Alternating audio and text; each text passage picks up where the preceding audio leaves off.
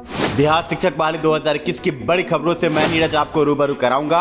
इस वीडियो को देखने के बाद आम सीटेट, बीटेट और एस्टेट अभ्यर्थी चौंकेंगे और ये सोचने को मजबूर हो जाएंगे क्या बिहार सरकार शिक्षा विभाग आम शिक्षक बेरोजगार अभ्यर्थियों की जिंदगी के साथ खेल रही है।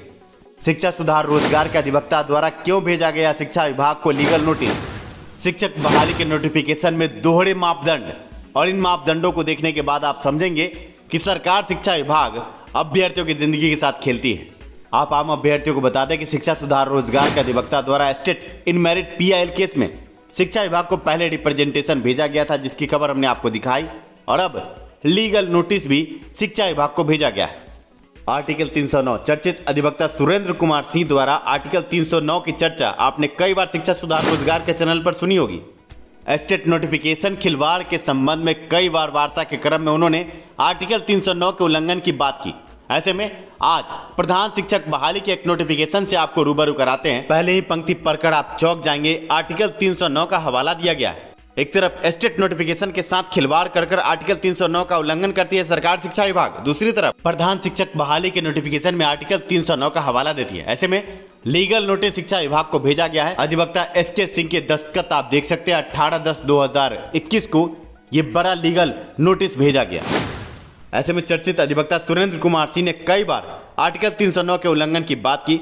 शिक्षा सुधार रोजगार पहला चैनल है जिसने आपको ये बताया था कि नोटिफिकेशन के साथ खिलवाड़ आर्टिकल 309 का उल्लंघन है। ऐसे में आपको बता दें कहीं ना कहीं अधिवक्ता की बड़ी जीत है। अधिवक्ता की बातों को संज्ञान में लिया गया है। अधिवक्ता पिछले कई महीनों से ये बात कह रहे थे और प्रधान शिक्षक बहाली के नोटिफिकेशन में सरकार शिक्षा विभाग ने इसका जिक्र करके ये साबित कर दिया कि आर्टिकल 309 वो मादा रखती है कि आर्टिकल 309 के आधार पर नोटिफिकेशन के साथ खिलवाड़ नहीं हो सकता।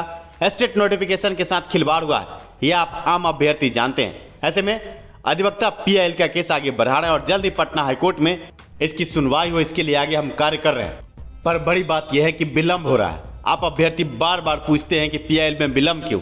विलंब का सबसे बड़ा कारण यह है कि आप अभ्यर्थियों ने अभी तक इस केस में किसी प्रकार का कोई सहयोग नहीं किया। शिक्षा सुधार रोजगार अपनी बदौलत यहाँ तक तो केस आगे बढ़ा चुका है, पर इसके आगे अगर आप पटना हाईकोर्ट में इस केस की सुनवाई चाहते हैं तो आपको सहयोग करना होगा। अभी तक तो हम अपनी बदौलत इस केस को आगे बढ़ा रहे हैं, पर जो स्पीड चाहिए, जो आगे गति चाहिए, उस गति के लिए आप अभ्यर्थियों को भी हमारे साथ कदम से कदम बढ़ाकर चलना होगा, तभी इस केस की सुनवाई जल्द से जल्द होगी। हम चाहते हैं कि दिसंबर से पहले PIL केस का फैसला आ जाए और इन मेरिट अभ्यर्थियों की जीत सुनिश्चित हो जाए और 7वें चरण का नोटिफिकेशन जनवरी माह में आ जाए। पर इस कार्य के लिए आप 32,000 इन मेरिट अभ्यर्थियों को एक साथ एक छत शिक्षा सुधार रोजगार के बैनर तले आपको आना होगा, तभी जाकर ये कार्य संपन्न हो पाएगा। शिक्षा सुधार रोजगार को लगातार बदनाम इसलिए किया जा रहा है क्योंकि कुछ ऐसे चंद दलाल गद्दार हैं जो पैसे की राजनीति आप आम अभ्यर्थियों के बीच कर रहे हैं और वो चाहते हैं कि आप आम अभ्यर्थियों से कुछ चंदा उगाही हो जाए। शिक्षा सुधार रोजगार ने अगर आपसे कुछ लिया भी है तो आपको कदाचार मुक्त परीक्षा दी है और शिक्षा सुधार रोजगार के खिलाफ वही लोग खड़े हैं जो कदाचार में संलिप्त थे, जिन्होंने 8 लाख 10 लाख रुपए देकर सीट खरीदी थी। पर आज शिक्षा सुधार रोजगार के व्यापक कदम के सामने कदाचारियों की एक भी नहीं चलती। ऐसे में भ्रम और भ्रांति में न रहें, शिक्षा सुधार रोजगार के कदमों को देखें। कुछ अभ्यर्थी आपके बीच भ्रम फैलाते हैं कि हम नॉट इन मेरिट अभ्यर्थियों के साथ खड़े थे। हम नॉट इन मेरिट अभ्यर्थियों के साथ खड़े नहीं थे।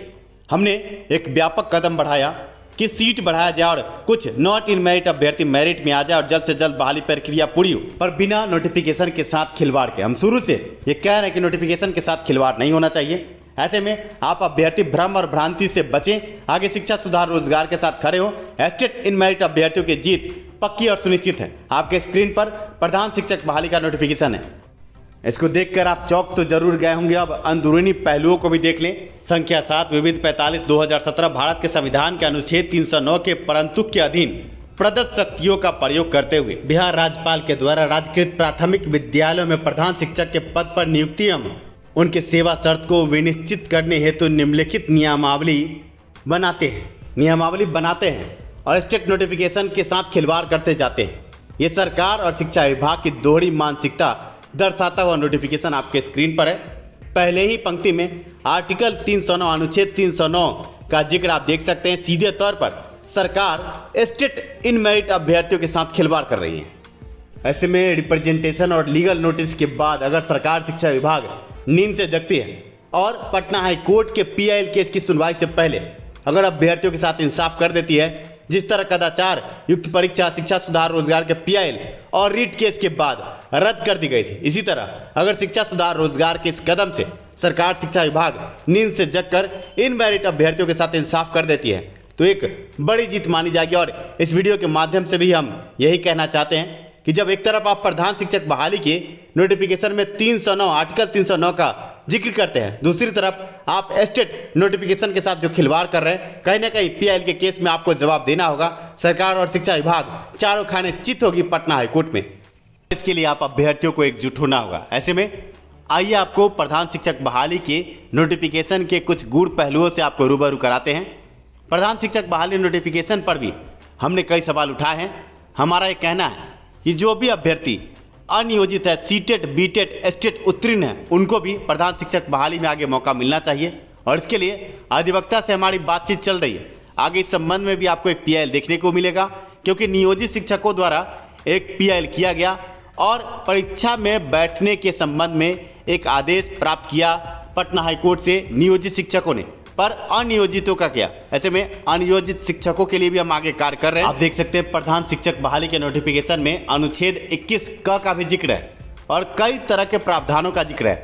इस नोटिफिकेशन को हम अध्ययन कर रहे हैं और हमारे अधिवक्ता भी इस नोटिफिकेशन के अध्ययन के बाद आगे बताएंगे कि कैसे अनियोजित सीटेट, एस्टेट और बीटेट अभ्यर्थियों को आगे प्रधान शिक्षक बहाली में मौका मिले।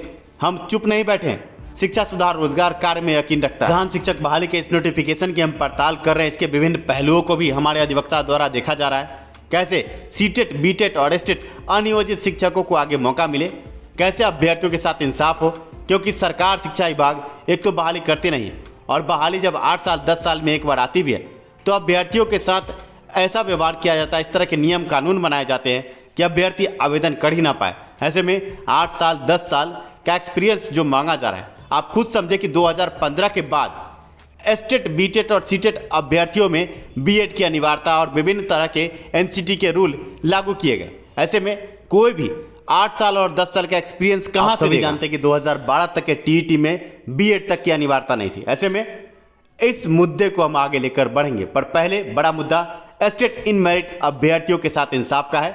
ऐसे में आप अभ्यर्थी जो बिहार के 38 जिले के हैं जुड़ जाएं शिक्षा सुधार रोजगार के साथ। दिसंबर और जनवरी अभ्यर्थियों के लिए आवश्यक सूचना, आप अभ्यर्थियों के लिए जिलावार बैठक का आयोजन जल्द ही हम करने जा रहे हैं। दिसंबर से पहले एक बड़ा आंदोलन 7वें चरण के नोटिफिकेशन के लिए आप अभ्यर्थियों के साथ शिक्षा सुधार रोजगार आगे बढ़ाएगा।